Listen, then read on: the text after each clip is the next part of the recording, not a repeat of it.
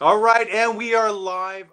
It is episode 39 of the Gretch Afternoon Drum Break. I'm your host, Neil LaFortune, coming to you all the way from snowy Aurelia, Ontario, Canada, 90 minutes north of Toronto. And I'm excited to be chatting with my guest today, the incredible Van Romaine, whose career is unbelievably diverse, from such artists as Steve Morse, Kansas, Nena, Blood, Sweat, and Tears, Joan Osborne, Enrique Iglesias. Man, you've been there and done so many different, and you're busy during a pandemic. How does that happen?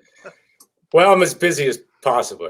I like to be busy. It's good for my mind and Yeah. everything else. But I'm looks like you have a studio there yourself. But that's another reason I'm busy here.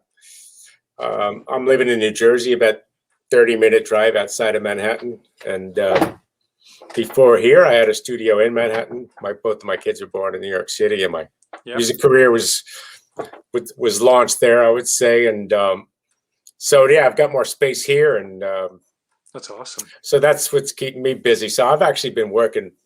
I prefer to work live with people in almost every case, but I've done tons of remote things. So I've been trading files and working remotely with different kinds of software, making sure there's no latency for a long time, like 12 years, 13, 14, 15 years. And now everyone's doing it. So you have a leg up, man. I mean, like, you've been doing it a long time, so you're really good at it. You get great sounds and you know what you're doing. Whereas somebody like me, this is new. This is not even a year old. So, my drums aren't going to sound as great as yours. And you've got lots of great and the knowledge. So that's awesome. Yeah, I mean, it's a good time to learn that stuff, right? It's an amazing. It's like, so what are we doing today? Oh, we're going out to the drum room for 7 hours. Why not? Yeah. This is good.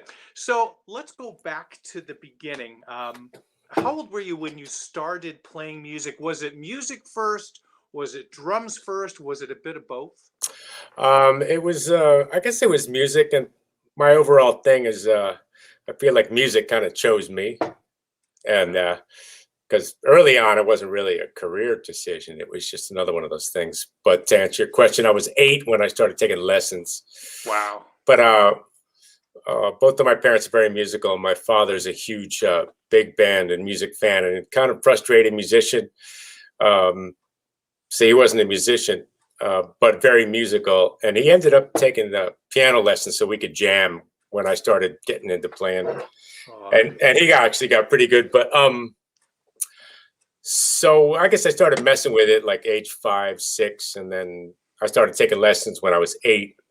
And I had a really incredible drum teacher. I didn't think I was going to study with him just long enough to get my drum set at Christmas, and then I was and you're out. And I Audi 5000 on him. And but I studied with him for 6 years, and he really made all the things that a lot of drummers don't like to practice when they're young, rudiments and reading and all that stuff. He really made it fun.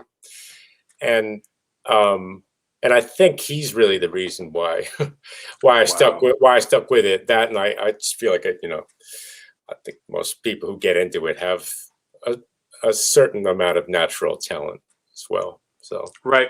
What is his name? What's the teacher's name? Carl Wolfe. Okay, yeah, I know that name. How do I know that name? He's kind of a legend around these parts in New Jersey, like not so much in New York. The other drummer that's done very well that also studied with him was Chuck Burgey. Yeah. Chuck's been with Billy Joel for a long time, but his resume is crazy. And we actually were born in the same town. I didn't really realize that. So we did a memorial for Carl. I won't go off on a tangent because there was no memorial service for him when he died. So a few years later, me and another one of his students put together a memorial service, and Chuck showed up. And I was like, dude, I didn't know. Actually, Chuck used to play with Enrique too. So, you're kidding. Wow. He's had quite the varied career as well. Very varied. The fusion-y kind of stuff, lots of chops and all that. So early on, he was like Hall & Oates, but he also played with Brand X and a lot of heavy metal stuff. He's a great drummer, great That's musician. crazy. What is it with New Jersey and these amazing drummers, right? Yeah, I guess so. I mean, I didn't really think about it, but I guess there are a lot of great drummers from New Jersey. I just think about the drummers that are in some of the bands, like Bon Jovi and Springsteen and Yeah, yeah. Some Gene, good, okay. Gene Lake lives in Montclair. Okay, there's another one. Yeah, Joe Bergamini. Oh, is he? Oh, I thought Yeah, he's New Jersey. Joe B's New Jersey. Yeah. Oh, I thought he was in Massachusetts or something. Okay, No. oh, Yeah, that's good I've to been. know. Yeah. Good to know. Joby's pretty awesome. So, what kind of playing were you doing early on besides the lessons? Were you playing to records? How did that work out? Yeah, I was mostly playing along with records, and my father was a real big band fan, and when I started to show some promise, that I was a little bit different from the other little kids that were messing around with drums, he started taking me to. I've seen Buddy Rich probably 10 times, but all the big bands like Woody Herman, Stan Kenton. I saw Stan Kenton when Peter Erskine was playing with Stan Kenton.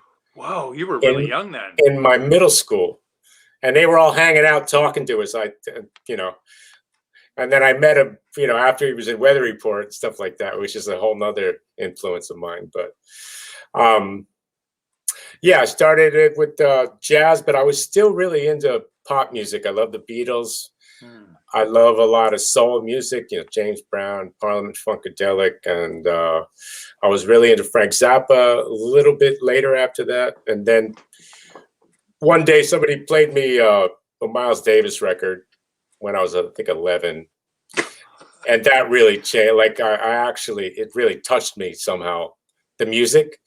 And now I wasn't listening to Buddy Rich Big Band anymore. I moved over to that.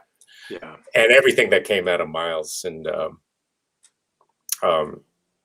yeah. That's awesome.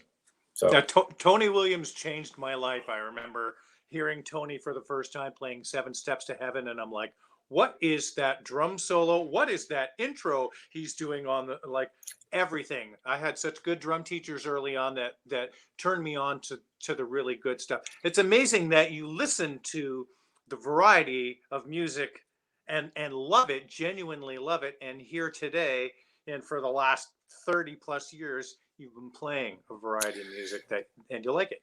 Yeah. And I do think I've been able to jump to a lot of different genres because I really love them, and I know there's some people think if you're a great fusion jazz player and you can play all these notes that you're great at playing a straight backbeat, and I haven't found that to be the case. That's all I'll say. I know there's great drummers that do it, that do all that, like Simon Phillips, Mean Pocket, and he can do all the other stuff too. Terry Bozzio, Steve Smith. I mean, there's a lot of guys we could go on and on and on. But yeah, I found, but that's from my experience now, being a kind of an old man, I found out that the people who play that stuff well, they really appreciate this genre of pop music or rock or soul or whatever it is. So if it's good, it's good. Yeah, and not just like, oh, I can do it because I want to make money. That doesn't last very long or hold water. I've never seen it happen personally. No. So what kind of playing were you doing with people early on, and how old were you? When I started, the friend of mine who lived a couple blocks down, we weren't going to the same middle school, but he was going to a private school. Yeah, my father drove me and my drums over to his house, and we jammed, and we're still friends. He's actually he's a doctor now, but still a great jazz piano player. He really turned me on to a lot of stuff. And then he moved to my school, and I was in 5th grade when someone came into my classroom with a pink slip for me, and that's not good. And I was like, oh man, what did I do wrong? And I was getting in a little bit of trouble back then, but so I went into the principal's office, and he goes, hey, I heard you play drums with your friend Charlie. So we have we have a dance ensemble, and they need a pulse that they can dance to, and I was like, I don't have my drums here. Like, oh no, somebody's setting them up now for you. Ah! So that was the first time I played in front of my whole school, and it was just felt like, sitting in my living room. It just felt totally comfortable, and Really? At such so a young I think age? that yeah, and zero nerves. It was, Wow. and even if I get nervous sometimes playing at a certain venue, or if I have family there, or there's somebody really heavy in the audience, I'll be nervous until I get behind my drums, and then somehow then I'm good. I don't know if you have that same experience. No, But, no. okay, Depending. Sometimes it takes me the first few songs, and then I'm cool. People mm, don't know it. The other band members, they go, "Oh, we were totally," and I'm inside. I'm like going, "Okay, this is fun." gotcha. Some nights, but most Yeah, nights, that's yeah. that's awesome. How old were you then? I was 10th grade, so yeah, is that 10 or 15? 11? 10 or 11? No, younger than that. Middle school. Oh, middle school. Oh, fifth Okay, fifth grade, 5th grade, 6th grade. fifth Sorry, grade. yeah, Yes, I'm like thinking, wow, it's a year or two out of kindergarten, out of elementary school. So, and then there was I lived in a very small town, Glen Ridge, New Jersey, but next door is Montclair, New Jersey, like 50 times bigger. And there were some older guys there that were really into Pat Metheny and that Tony Williams album, Believe It, Lifetime Believe It. yeah, They love that played song. all the songs on that No, record, and I knew those songs. And I showed up, and I'm not playing them like anywhere near what Tony was playing them, but they were so awesome. blown away that a kid 2, 3 years younger than them, knew Fred and Snake Oil and Wildlife, and and they're like, "Who turned you on to this stuff?" So, anyway, That's crazy. So you had already figured out how to read these things, or you were learning by ear, or a combo? I was learning by ear, but because I knew how to read, if I got really infatuated with something, like a lot of, I remember transcribing Tony Williams and Elvin Jones stuff and like slowing it down in one of those Sony Walkmans where you could have a very Yeah. pitched thing, and Oh then yeah. Steve Gadd I'm a huge Steve Gadd fan as well, but that's what blew me away, because a lot of his things, when I slowed it down and I transcribed it, I'd look over at Elvin Jones's stuff, and I was realizing there's a lot of the same. I'm talking like the quartet records he played with Yeah. Chick Corea. Yeah. Um, I realized he was playing a lot of Elvin, but it was in a different context, and his drums are tuned so radically different.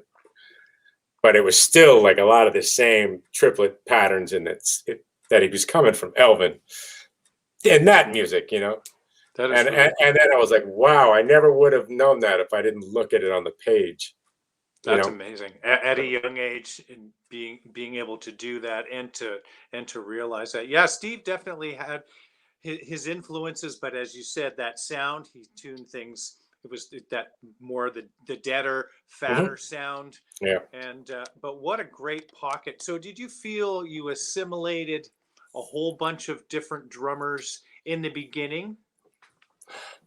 You mean their influence? Yeah, I guess so. I mean, I wasn't really thinking about it so much. It's just I just love to hear it, and I wanted to be able to play like them, and then eventually I wanted to play whatever I could hear as I started playing more with other musicians that were above me caliber wise. right. I would get really frustrated that I couldn't, like, I heard what I wanted to play with them, but I couldn't execute it. So, I got possessed with practicing, Yeah, and then I recorded a little bit, and I remember hearing my time moving around a lot when I was just listening back to the record thing, and that was a huge thing as well. Um, that's a great way to learn. it's a Learn, painful way in the beginning to yeah. hear back. I used to use an old four tracker back in the 80s, and it's like, wow, I sped that fill up, or man, actually that felt really good.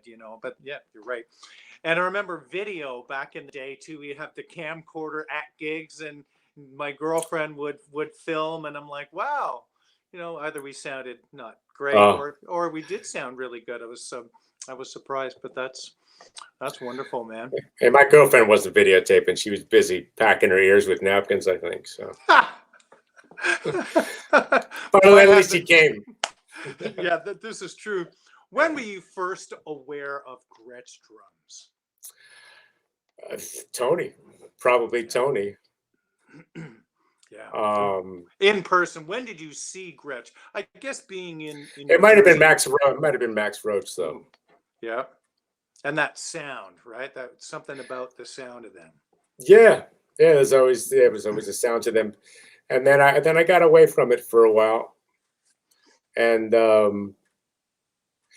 but you know, a lot of drummers that were playing Yamaha they had Gretsch in the studio. And so it's kind of interesting. That was a very fashionable thing to do. If you weren't playing Gretsch live, you were probably recording with them, or they were the house kit at a studio. Yeah. Yeah, there are a lot of stories of certain drummers that I won't mention, like breaking a head, and they took the head off, and then you could see the shell on the inside was for was real. Gretsch. Yeah. But they had a different lug on the outside. Yeah. That is unbelievable. I'm not.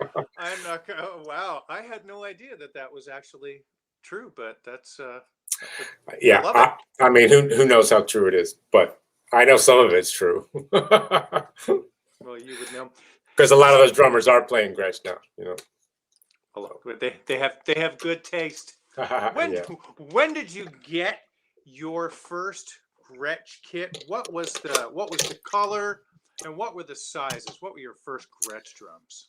My first Gretsch kit really came after my endorsement, which was when I should know this. I should know this year, but Command Music, they bought the rights to distribute Gretsch. Right.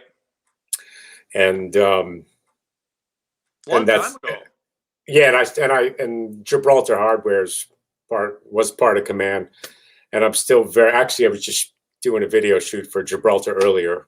They just came out with this new double drop clutch. This was pretty awesome. But that's how it happened, was my relationship with Gibraltar, really. And then, but the first kit, to answer your question, was like a blue satin finish. It was a USA custom kit. That was beautiful. Yeah. Mm-hmm. And I think that's down at Steve Morse's hangar still. Okay. Just made me think of that. Yeah, where are those drums? No, I mean we don't. The trio doesn't play too much anymore, unfortunately, just due to scheduling and this year, 2020 and 2021 for different reasons. But yeah, that was the first kit though. And that's probably 20 years ago, something like that. Almost 20 years ago.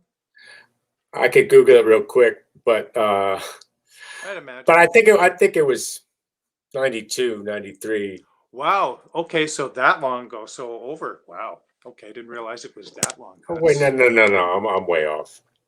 No, I think you're right. Probably 2001, something like that. Yeah. So that's a long relationship. Yeah. You know. That is awesome. Yeah. What kinds of gigs were you doing when you entered the professional, as in like A-list kind of bands? What was the first one of those gigs that you got, and that you were playing larger venues, and something that you might have said, "Hey Ma, I made it." You know? I guess Blood, Sweat, and Tears was probably the first time that up until that time, very often we'd be playing in a restaurant, and the people would be going, "It sounds good, but can you keep it down a little bit?" People are trying to eat, and I understand that too. But Blood, Sweat, and Tears was the first time where we were standing off the side of the stage, and they introduced the band, and you could just hear that roar of the crowd, and that was a whole nother thing for me. That was just like, oh man, that's what I'm talking about. Everyone came to see this band, Of course, I was riding the coattails of a lot of other musicians who were there before me in Blood, Sweat, and Tears. But that was the first time that I felt that, and started touring, and some drum companies started getting a little bit interested. I wasn't officially signing deals with people yet, but Right. that was the first one. I mean, I remember. I'd Go done a ahead. couple of big gigs, like one-offs with certain people before that, and when I Mhm. was at University of Miami, but none of it was like, I got that gig like it was with Blood, Sweat, and Tears. So Right. And let's go back to your education. So you did University of Miami. Was this right out of high school? Pretty well. yes, yeah, I'd never been any further south of DC, and Wow. yeah, went there for 3 years, and still very close with Steve Rucker, who's an incredible drummer. Yes. And an incredible teacher, an incredible ambassador to drums and music, and still one of my favorite people in the world. Mhm. Went there for 3 years, and then I I wanted to finish school, but at the time, I mean, the music scene is totally different now than it was then. But New York City was, for my money, and even looking back, it was absolutely the place I had to be. And Mhm. I realized my first couple semesters at University of Miami, I was getting called to do a lot of sessions and records and really cool gigs. And I was like, wow, this is great, because I'm working and I'm going to school. And then after a certain amount of time, I wanted to get out of Miami. I love Miami, but I wanted to get to New York. So I transferred to William Patterson University, which is in Wayne, New Jersey. Okay. And being a Jersey native, it was, like $600 a semester or something for me. And then I could use my dorm to actually sleep in, but I was really mostly hustling for work in New York, you know, and playing in a wedding band and a top 40 band and whatever, Hmm. whatever I could get my hands on. So Miami, was there much in the way of a Latin scene for you at that point down there? Um, well, there was a big scene there. Hmm. Yeah, a huge scene. It's not one of my strengths. I mean, people might associate me with that because of my work with Enrique. Right. Um, but the drumming, like the drum set playing with Enrique, is really pop. I mean, there's some songs that can kind of lean into the Latin thing, but it's not salsa, or any of that kind of thing. And um, one of my best friends in the world is Roberto Rodriguez, great drummer, played with Gloria Mm. Estefan and Paquito de Rivera, and Wow. I'd hear him play the Afro-Cuban stuff, and I'm like, I've got too much respect for it. I'm not gonna Right. like, I didn't even stick my toe in the water with it. I don't Yeah. blame you. It's I mean, challenging. I took some lessons and stuff, but I just yeah, I wanted to focus on what I was passionate and already was kind of excel's a big word, but you know, um, yeah, my biggest passion was like soul music, everything that came out of American blues, Yeah. Black American blues, and so jazz and rock and roll and everything in between. But yeah, Latin and salsa wasn't really part of that picture for me, just because I was like, I can't compete with guys like that. It's and I wouldn't be doing the music the honor it deserves. That's the bigger thing, you know. Absolutely. So I imagine the weather would have been nice in Miami this time of year compared to. yeah, well, it's funny because I mean, Enrique lives in Miami. I have all these other connections with Miami now, That's and crazy. and Steve Morse, he lives in outside of Orlando, but that's Miami. But all these, I still have all these connections to go down there. So I was actually can't remember what year it was, 2016 to 17. We were doing a double bill tour with Pitbull and Enrique, and those two artists they're like brothers from another mother, kind of. Right. A lot of mutual respect there between the two of them, but they decided to rehearse at the arena on campus. So the drum teacher, Steve Rucker, still teaches at University of Miami. Oh, Pitbull's drummer at the time was his musical director, and Enrique's musical director. So we took a lunch break and we were like, let's walk over to they had a thing over at college, it's like the Frost School of Music, which was like a 2-minute walk from where we were rehearsing. Pretty funny. So things keep bringing me back there. But that's amazing. So going to William Patterson in Mhm. Jersey, what was the difference like school wise from what you had in Miami to being near home? What was the program differences? It was a huge difference. I don't have much experience with other schools. I know more about Berkeley now because a lot of friends of mine teach there, and a lot of my friends' kids go to school there. Right, I know Berkeley's a very diverse school musically, genre-wise, right. and uh, and so is Miami. Like nobody shied away from playing rock or you know. William Patterson, by contrast, at the time I went there, and I'm pretty sure it's still the same. They're very more into the traditional jazz with upright bass, and that's what they focused on. Rufus Reed was the head of the program, Oh yeah. and some great musicians came out of there too. Bill Stewart, the drummer Bill Stewart, was going to Oh yeah. school there, Yeah. and he's an incredible drummer. So a lot of great musicians came out of there, but and it was a really good school. My heart was kind of in New York already, though. Like I was there I was going to finish school, but my focus was in Manhattan. Yeah.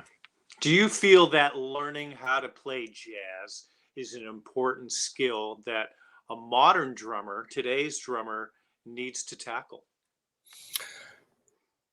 You know, that's a tough one. Um,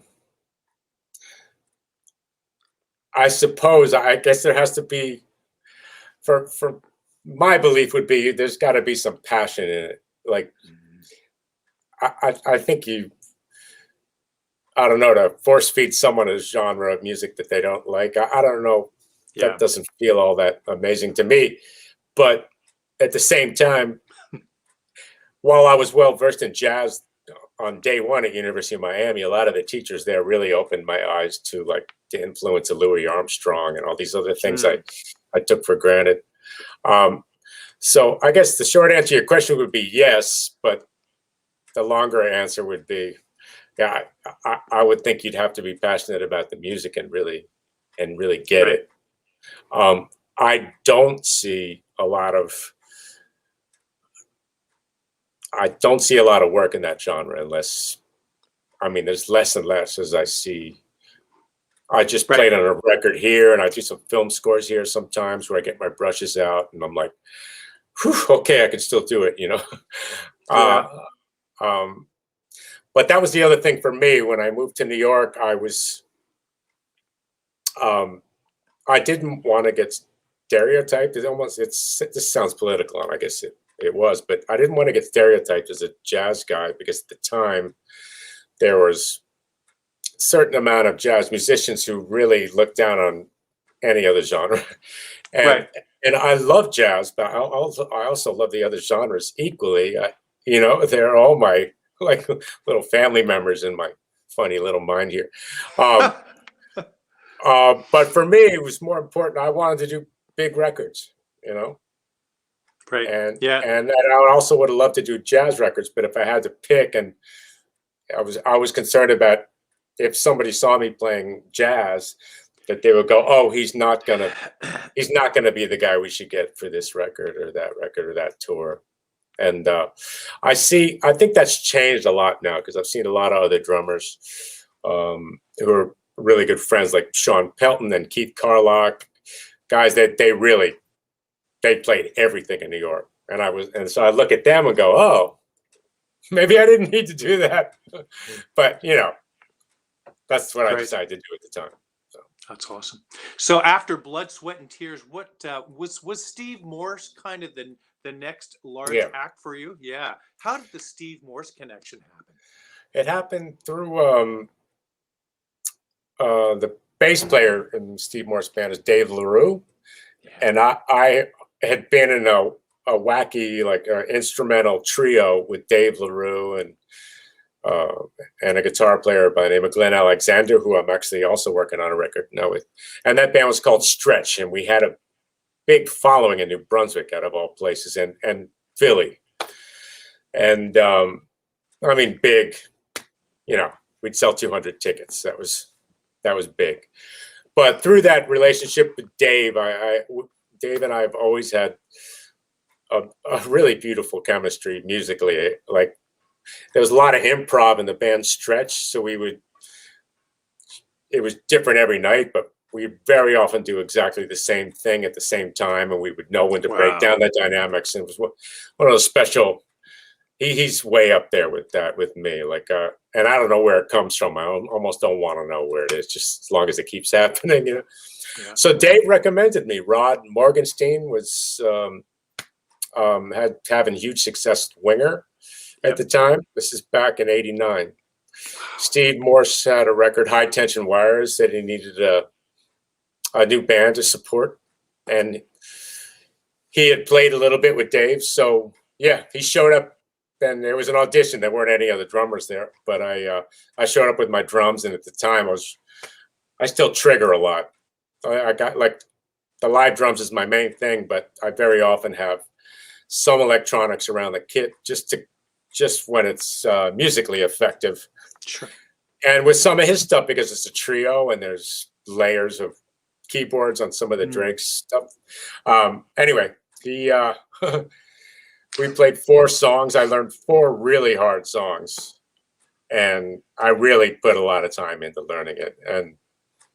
And he was like, "Yeah, we could play tonight." I'm like, "Yeah." So that was it. You know, I went to Australia right after that with Blood, Sweat, and Tears. While we worked the business out on the phone. This is before the internet. And oh wow, yeah. And then I remember being on the Gold Coast, like north of Brisbane, in Australia, listening to High Tension Wires, still one of my favorite records, and just going like, oh my God, this is really going to change my world here, you know, and my association with Steve and that band. And so, yeah, I left Blood, Sweat, and Tears and got one of my friends from University of Miami in there, I think. Yeah. And I think we recorded 8 or 9 records after that with the Steve Morse band. And wow. Still very close. He's very busy with Deep Purple, and I've been busy with mostly with Nena, Enrique, and some other things, Spin Doctors and whatever else. So I cannot believe that the same guy playing that crazy music with Steve Morse plays and lays it down like you do with Enrique. I mean, like I've watched a lot of videos of you, and I'm like, look at this left hand, man, coming in here, and I can't believe. And then I'll see or listen to you play with Steve Morse. It's like, how many people are upstairs in bands? That's great though to be able to be that versatile. Oh, well, thank you. I almost think the same way about all of it. Like, what can I bring to this music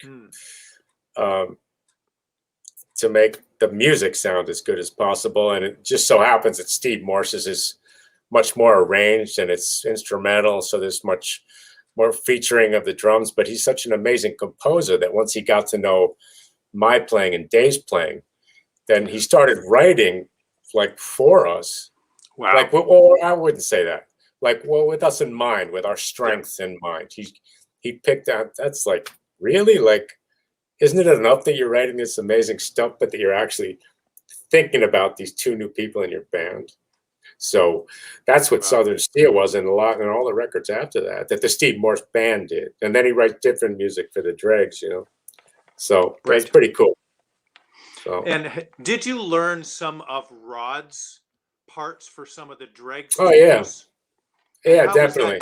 Did you play them? Did he want you to play them like Rod, or was he pretty cool with you putting your Van Romaine spin on it? No, well, again, you know, I'm in the service industry. I'm serving the music, and I don't come in with the drummer ego thing ever. And so I've been in a few situations. That was the first time that Steve had really, I mean, of course he played with other drummers, but he really only played with Rod for, I don't know how long that was. The Dregs, the Steve Morse band. Now he's got me. Rod and I are apples and oranges, like completely. Right. And I'm a huge fan of him personally, musically. He's a beautiful drummer. And I grew up listening to soul music, and it's just different music, you know. were very different. So that took a lot of weight off me because I couldn't be him. If I tried to sound like him, it would be superficial in it'd be, like wearing a big ugly toupee or something. But at the same time, a lot of his signature drumming things are essential, and the beats. So of course I would do that, and they would have a different feel. But Steve was very smart that way, I mean, that's not the way. If you really want to bring, and I guess maybe Miles Davis is one of the best at this. I've never worked with him, but just hearing his sidemen talk about him, and also sidemen talk about Frank Zappa, where they knew how to use their strengths and pull that out and let them be who they really are. And that's the way they're going to sound the best, right? Not trying to sound like somebody else. But I respect the music. The next thing that I was the next drummer on was Kansas. Yeah. And and I had the same thing with the Spin Doctors, very signature drumming. Aaron Comas is he's got a very specific sound. So do you try to get his sound, or do you try to ride the wave so the band's comfortable? It still sounds kind of like Eric, but you're still, I don't know. That's really tricky stuff. With Kansas, I tuned my drums exactly like Philly Hearts. Exactly. Like I wanted to get a board tape and can you solo the snare? And now solo the bottom snare mic. And I went to that trouble to do that. I wanted them to be comfortable. I wanted them to be comfortable, and they've only played with Phil. And Phil actually called me to do the gig. He wanted to stay home, and it made more sense for him to manage the band from home. Just it's his band, So did you know Phil? Yeah. That happened because hope I'm not running all over the place with you here. This is great. Steve Morse got asked to do some Kansas gigs to fill in for somebody after he was no longer officially with Kansas. And he goes, yeah, but it'd be great if my trio could open up. Yeah, sure. So all those guys are great, and I guess they heard my drumming and thought I would fit, and it was great. I did it for 1 year and then got busy with other stuff again.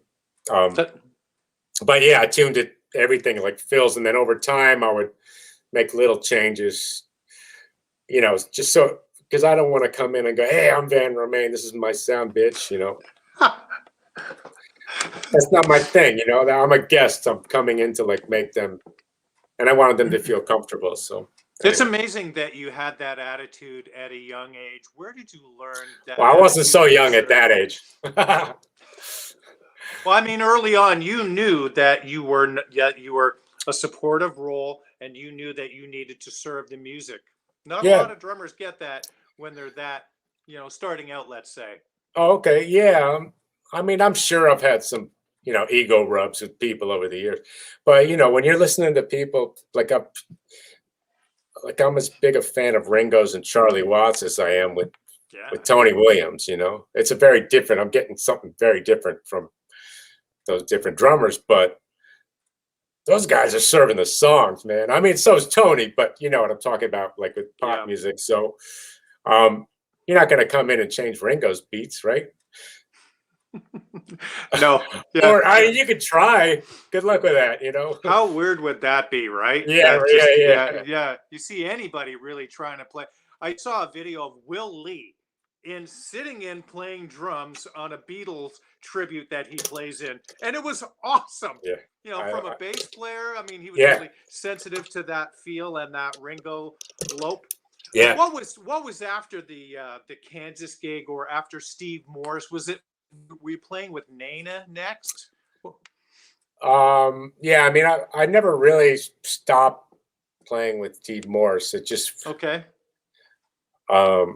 but I became a father, and I was like, okay, I need a big pop gig, That's great. And but I still want to do it. It's not like I'm leaving one thing to do another, because Nena's just big in Germany. Actually, she wasn't that big at the time. She really was coming back into the music business after having 4 kids.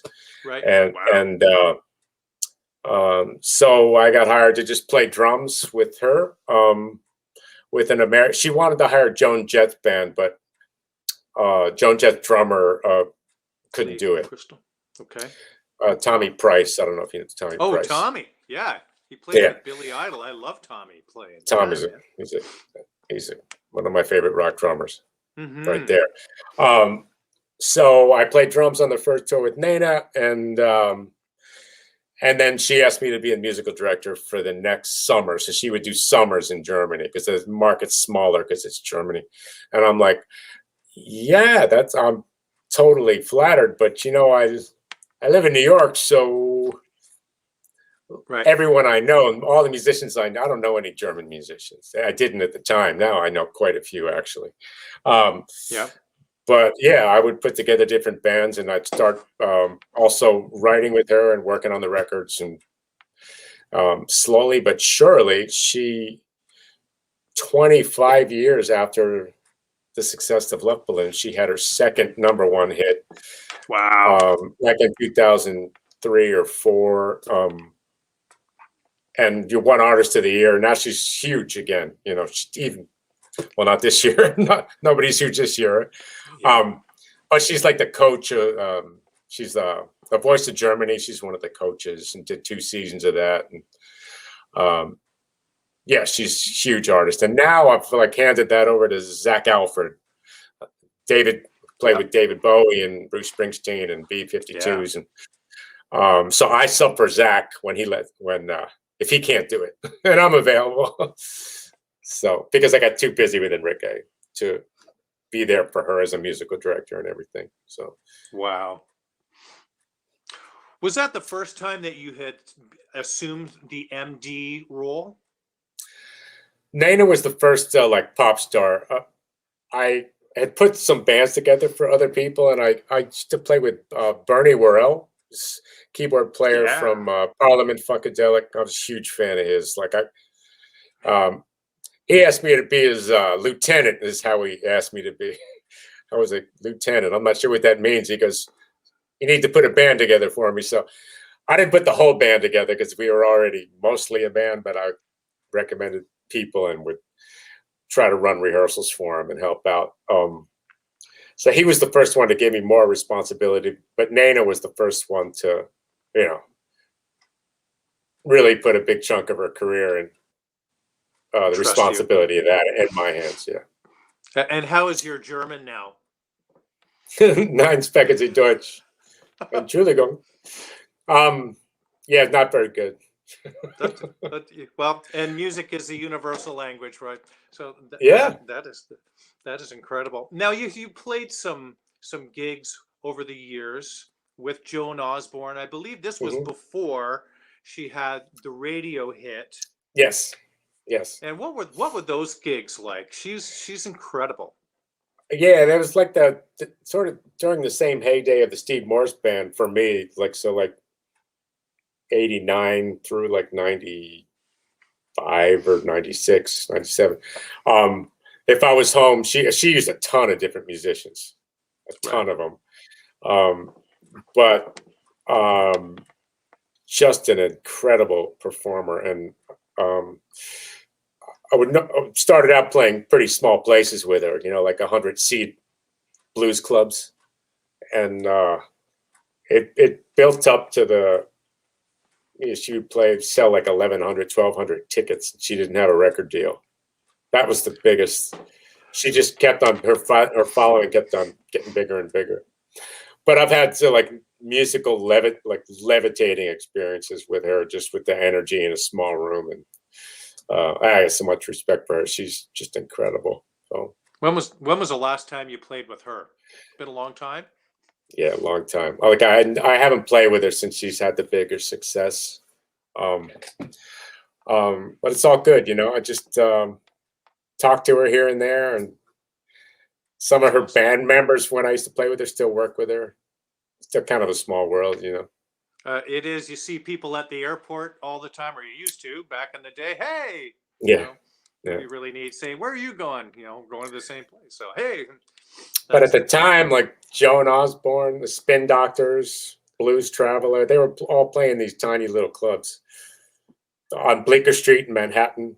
Really small places with like not a full house. I remember seeing the Spin Doctors walking in and going like, what did I just see? That's like the freakiest. They're funky. It's almost like it's, you know, there was a funk band in the movie Deliverance or something. Like, I don't even know what this is, you know. And then like 6 months later, they were all over MTV. And now I sub for their drummer when he needs, you know. And I just did the guitar player's record in this studio, Eric Schenkman. Okay. He's a Canadian. Yeah, I know that name. I don't know him, but I know that name. That's yeah, he's the original guitar player. He's with him now and wrote all that stuff. But he did a blues record, and we cut most of it here in the studio here. That's awesome. Let's talk about your studio. It's Live Wire Studio, correct? Yeah, it's similar, like setup business wise to the studio I had in New York. Like, I don't rent it out.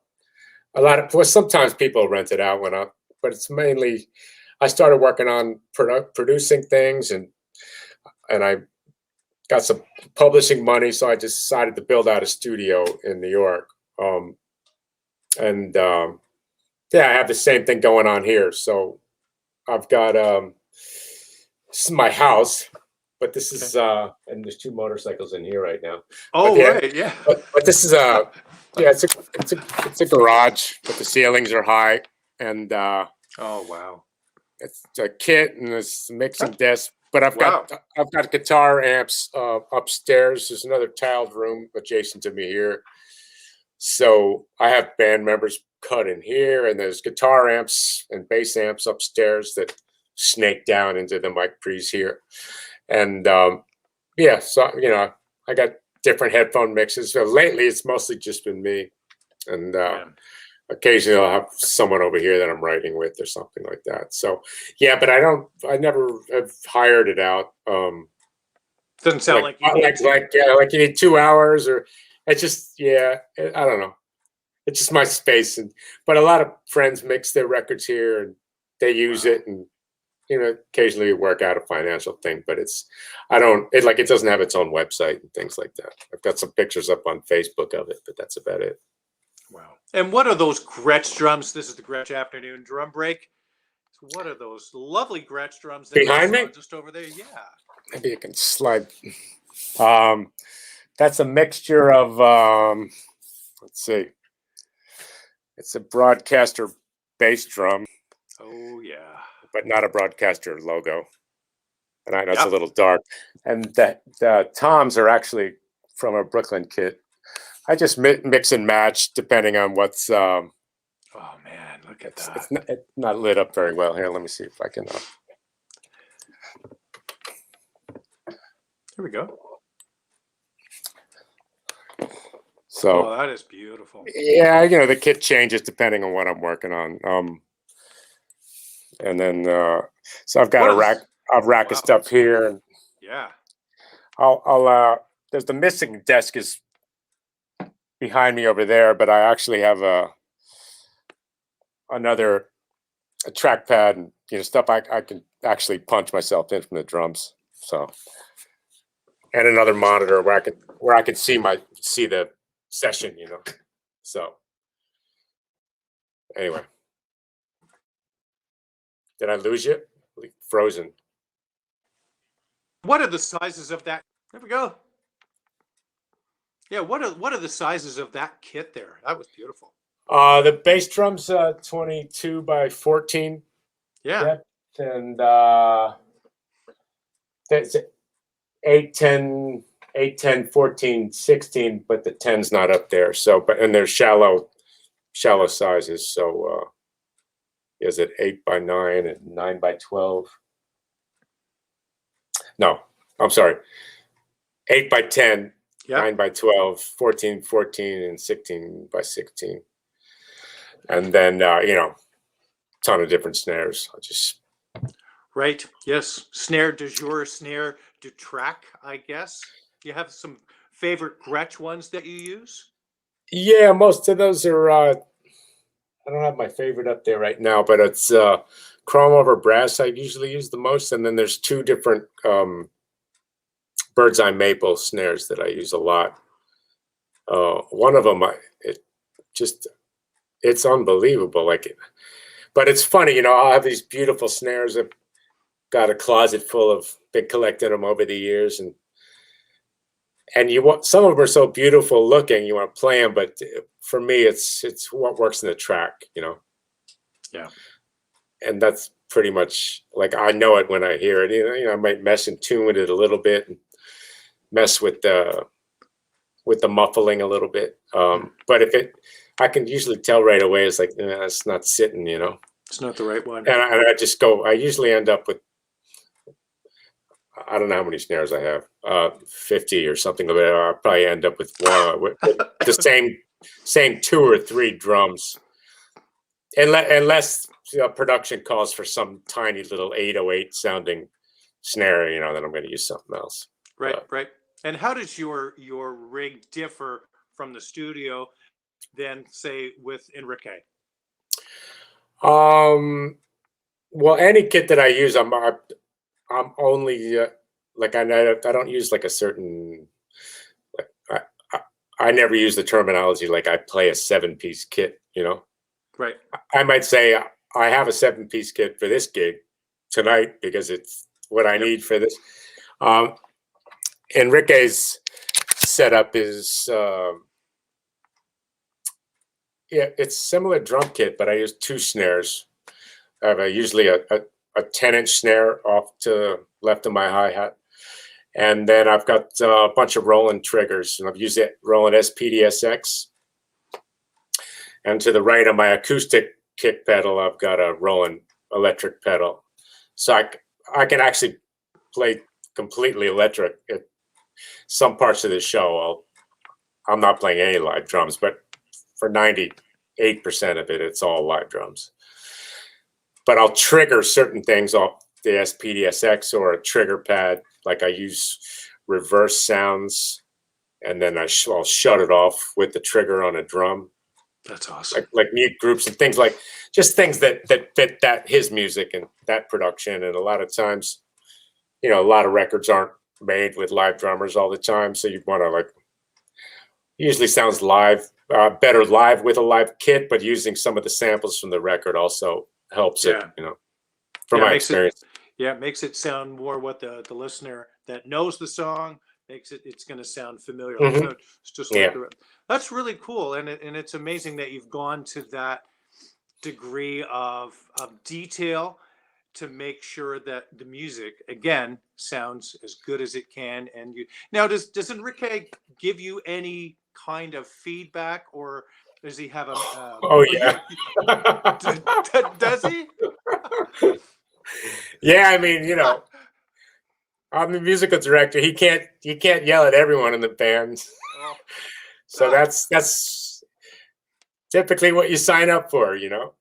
If it sucks, it's all on me. Why does it? Right. If we have a bad show, whatever it is, if it's someone that I hired and it's somebody dropped the ball, it really doesn't happen often. No. I mean, it happened more at the beginning when I was learning of the right people to hire. But I learned from those experiences the hard way. Right. So to hire the right people that are really motivated and if you're traveling from here to Saudi Arabia, they're not going to be complaining about being tired when we have to work for 90 minutes. They're going to figure out a way to turn it on and give it all. We didn't fly all the way here to have like a halfway good show. It's just not an option. So I'm tired. I don't really want to play. I need a nap. I know. It's tough sometimes, but anyone can get it up for 90 minutes, 2 hours. Yep. You got to dig deep, man, and make sure. Otherwise, it's wrong business. Just do something else, Yeah, you could work 9 to 5 doing something else, but man, this is definitely not a 9 to 5 kind of thing. And my wife even says to me, "You would be miserable if you did something like that. She goes, and I don't want to live with you if you're miserable. Wow, you got a good wife. That's good. I really do. I really lucked out. Let me That's tell good. you. Let me tell you. Obviously, you do some kind of working out, some way to keep yourself in good physical condition Oh, because, obviously. well, obviously, I mean, Yeah. look at that. No, I don't have anything. Do you No. have any kind of an exercise regimen or anything that you do to take care of yourself? Yeah, I'm addicted to, just trying to be fit. um, Obviously. but it can be as extreme as Ironman races and things like that. I mean, I haven't done that in 3 years now, but I do triathlons, and um, right now I've got a little gym here, and I live on 2,000 acres of trails, so I jog a lot with my dogs. There's tennis outside here, a little too cold for that, but play a lot of tennis. So yeah, I know a lot of drummers that they don't work out and they still play great, and that's just not my. I feel I need to work out for my physical health, my mental health. Yep. For, And you're for gonna me, have. for me, it's all connected. Yeah, so I do something every day, every like 7 days a week, but it's not always real extreme. I do. I do. I'm starting to do yoga now. Like I Yeah, just added a second day of that because I'm also getting old. so I know the feeling. so backing off on some of the running and stuff, and um, replacing it with yoga. So I don't like to preach about any of that stuff because I know a lot of people don't like to do it. But for me, it's an addiction. Uh, I'm it's I remember reading that Sting would have his band do yoga for however long before the gig, and obviously it works well for Sting, and I know it would work. I should be doing. I've done a couple of yoga classes, and it's hard. It really is it's tough. really hard. It's a whole different strength. It's a whole different strength. So and I lift some weights, and I've gotten into P90X. I don't know how Yeah, popular that is. yeah. That's great at home workout. Um, but I get tired of things. I want to keep it fresh, so I'll do that for a while, and I'll switch back. And then when triathlon season comes back, hopefully next summer, I'll do that, and I'll probably start with shorter ones. But yeah, that stuff's a big. That's good for your head. It really is good for your. Yeah, for me it is. It's how I start every day. Yeah. Wow, that's amazing. Do you practice at all? Do you practice anything on the drums? I, I haven't been that much. I'm more recording than anything else, or sometimes I'm about to have something real challenging, a new record that's coming in that I'm gonna have to be in shape for. So I'll schedule time and lock myself in here. But more often than not, I'm working on the computer on production stuff, and I should practice more. I should always practice more. What would you practice if you did? If you were to sit down and say, "Okay, I'm going to practice." What would your practice look like? It would change a lot from session to session, but if I haven't practiced in a while, first I would want to just play and have fun, just kind of get in the mood. Um, but another thing I really love to practice, and another teacher that's had a huge influence on me is Gary Chester. Yeah. So I studied with Gary like before his book came out. Did you really? And yeah, Wow. he's Oh man. I got great Gary stories. He's just an incredible guy. But his exercises to me are the best. They're the fastest way to get from point A to point B, as far as not necessarily technique, but like getting your hearing together, not like as far as your independence and being able to hear what you're playing clearly as you're playing it. So I'll also work on some of his stuff. That's challenging. At 40, were you playing it at, or even at 30 BPMs? Did Gary have you play those exercises super slow? Yeah, he had some things. Well, some of them I had to do slow because they were so difficult. Right. Yeah. But his whole philosophy in general, which maybe I'm sure he talks about it in the book, but it's like if your brain is a pie chart, like very many drummers they're using like 70% of their brain pie chart, just pulling off what they're playing on their drums. And the idea is to open that up so you can like have 90% of your mind open so you can listen to the other musicians you're playing with. So, and the case in point with this is, especially the first time you record, you're playing with your guys and you think it sounds amazing, and you're like, okay, put your sticks down, let's go in the control room and listen. Now you're listening with 100% of your mind. Now you can hear where you're speeding up and slowing down. Yeah. So Gary Chester's systems are not really meant to be played like in a live situation, but they're more like exercises for your mind, where you're doing 3 different things that are repeating, sight reading with the 4th thing, and then singing something else with the 5th thing. 5-way. Crazy. I mean, your mouth is always related to something you're playing, but and then you do it lefty, and then you put the pattern on your foot, on your hand, and maybe you're familiar with this, but for the people that aren't. So I started to realize, at the time I was at William Patterson College, and I was studying with Gary, and I was in a wedding band, and it was a great band. But is that your dog or my dog? That's yours. Oh, it might be mine. You hear it? I wonder if it's mine outside. I have 2 here today. But I started like 2 months into studying with Gary. Suddenly, like, I could hear everything clearer. The whole band, keyboard player, he always rushes the upbeats when he plays, and the guitar player, whenever he plays those downstrokes, he's usually I could hear these things almost like I could see them on a graph, and it's never changed. But that gets rusty too, so I'll go back and practice Gary's stuff sometimes. That makes me want to do that too. I love that. I did that book, a lot of that in 88, 89.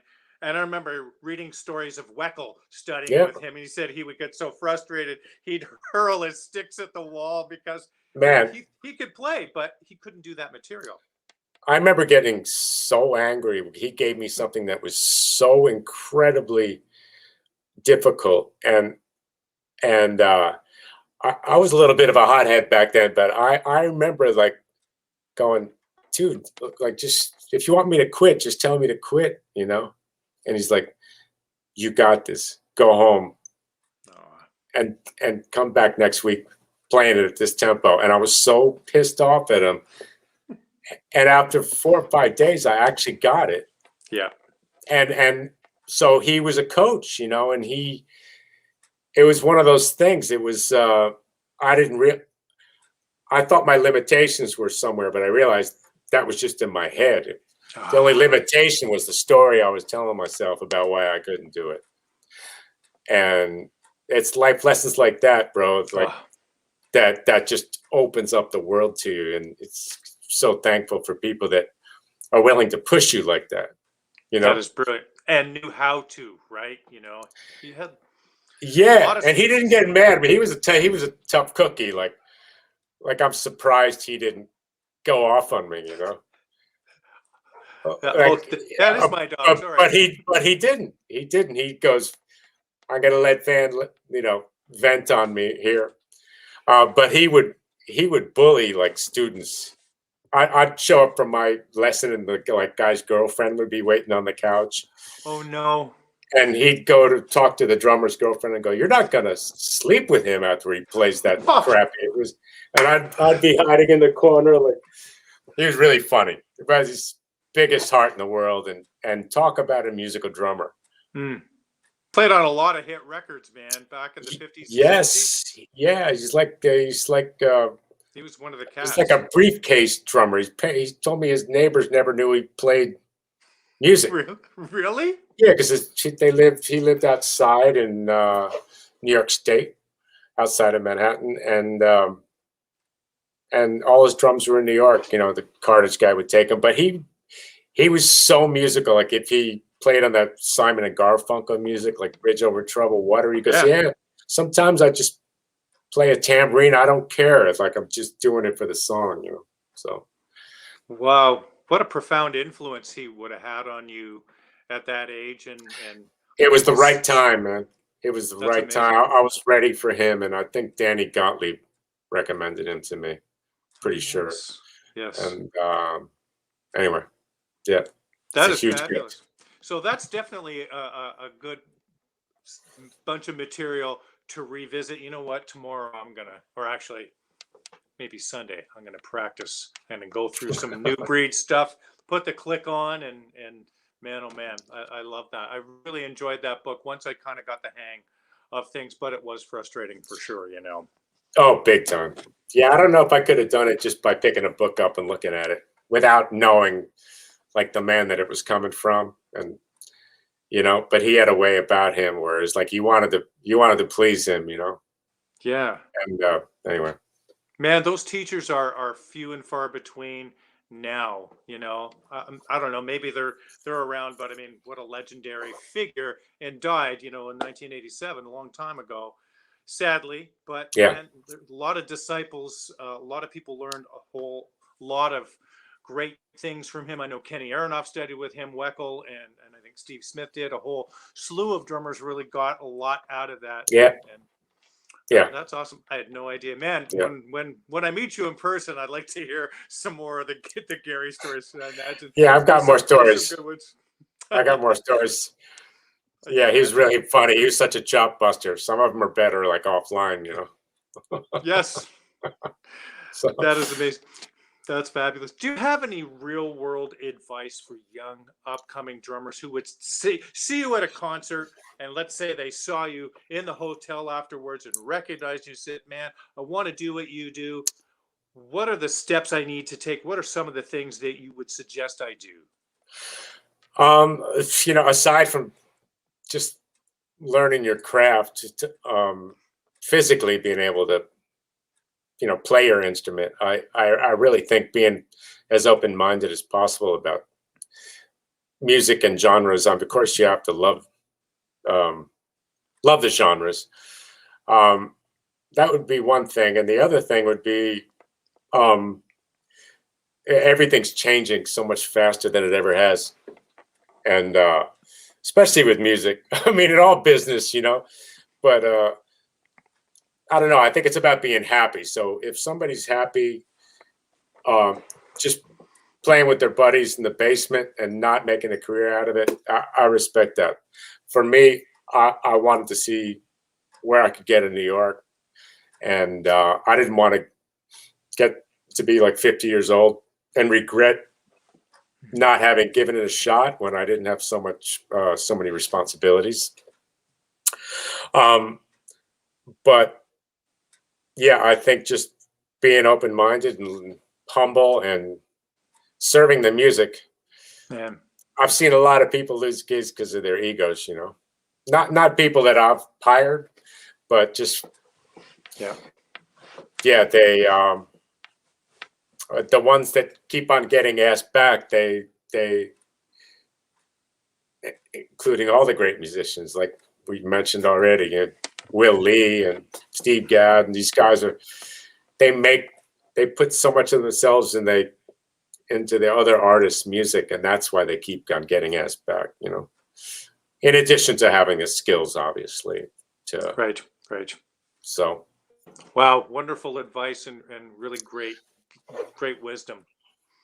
What do you have going forward this year? Are there any live things happening on the slate at this point? I've got the things in my in my calendar, but it's really too hard to tell. Yeah. It's too soon to tell. Yeah, I've got a U.S. tour September, October with Enrique in the United States and Canada, actually. Oh, cool. Um, and a lot of times his tours end up doing so well, and they end up going to Europe, and it's too soon to tell, you know. Hmm. Uh, more plans to go to Russia and Italy in May and June and July. But yeah, I'm not. I'm just waiting to see what happens. Yeah, So, nobody knows, although I hope things are going in the right direction where you are in the States. I know things in Canada, we're locked. Well, yeah, we're in a lockdown situation here where, restaurants and things are closed and a lot of businesses are closed, curbside only, and schools were mhm. closed. But it's opening up as the numbers are coming down, but hopefully. Yeah. But thank you, Van, so much for your time, your wisdom, and Well, thanks for having me. congratulations on such an unbelievably diverse and amazing career thus far. And I wish you all the best, and hopefully we get to meet face to face, That's man. right. That would be a lot of fun. I would So love that too. So, thank you so much, thanks for everybody. having me. Yes, tune Stay in safe, next week. everybody. All right, take care. All right, man. Bye, Van. Take care. Bye bye.